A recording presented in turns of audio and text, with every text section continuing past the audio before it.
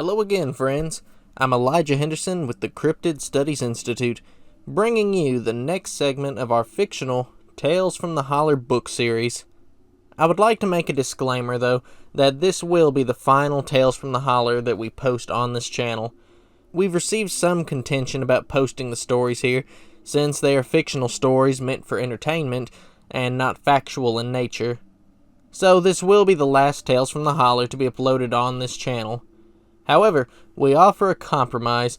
We will be continuing to upload the videos on a different channel, and you can find all of the previously uploaded Tales from the Holler videos there as well, and we are calling that channel Cryptid Studies PLUS.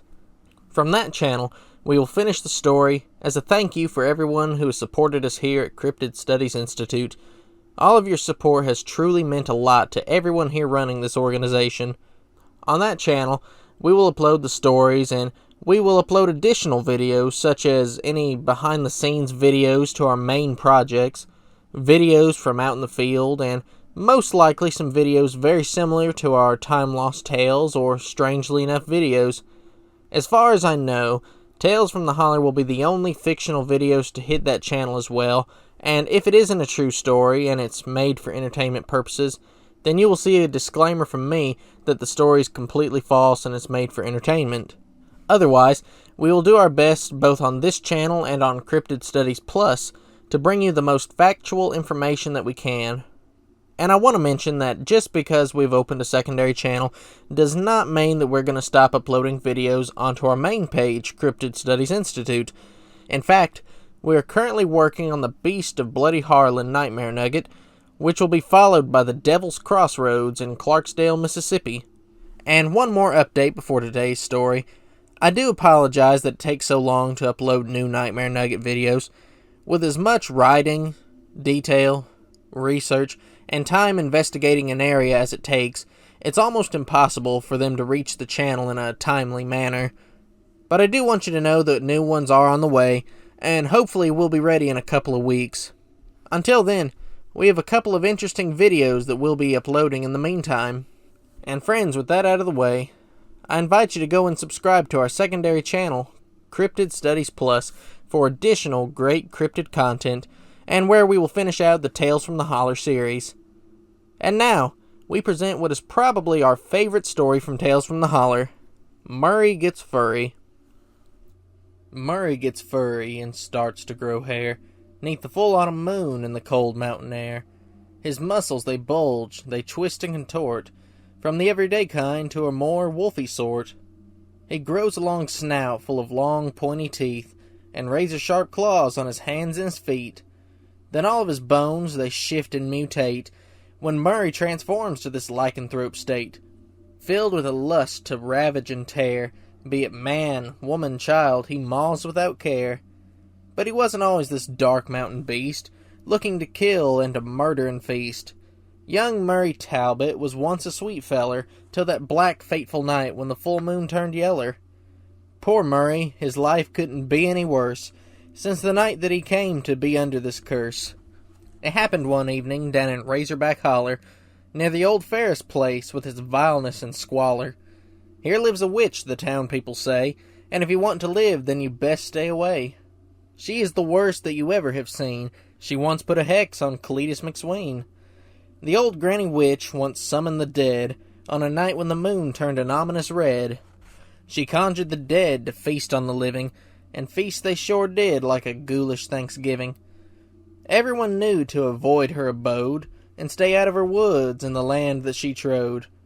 But Murray, one night with his dog he called Pappy, was out hunting coons, and boy they were happy. Murray and dog, with his old hunting rifle, stalked through the woods with an urge he'd not stifle. But chasing their prey through the thickets and brambles of these cursed woods was a dangerous gamble. If the witchy old hag in the woods thereabout knew they were here, she would kill them, no doubt. But Murray was bold, and he just didn't care. No demented old harpy could give him a scare. Onward they skulked through a grove of pine trees, till they came to a shack that made their blood freeze. The cabin itself was bedecked with old bones, and he knew that this must be the house of the crone. Old Granny Ferris crept out her front door, her hands wet and slimy, clutching some kind of gore. Murray knew then he had made a mistake, for she staggered toward him with a bone-clicking gait.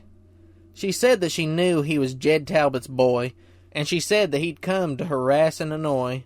No, ma'am, we're out hunting to shoot us some coons. They like to come out 'neath the full of the moon. Oh, it's killing you like in your bib overalls. Then I curse you with teeth, and I curse you with claws.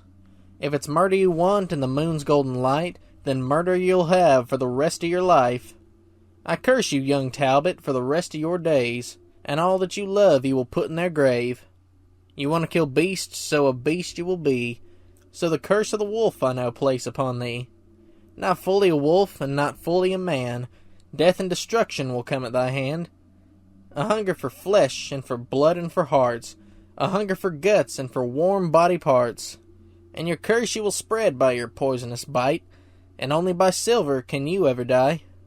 That is how Murray became the arch-fiend that gobbles up livers and kidneys and spleens, stalking the land in his bib overalls, with his big fluffy tail and his murderous claws. Big golden eyes and his teeth bloody red, filling the hearts of the bravest with dread. Enos McCrae, you are telling a lie. There is no beast when the moon's in the sky.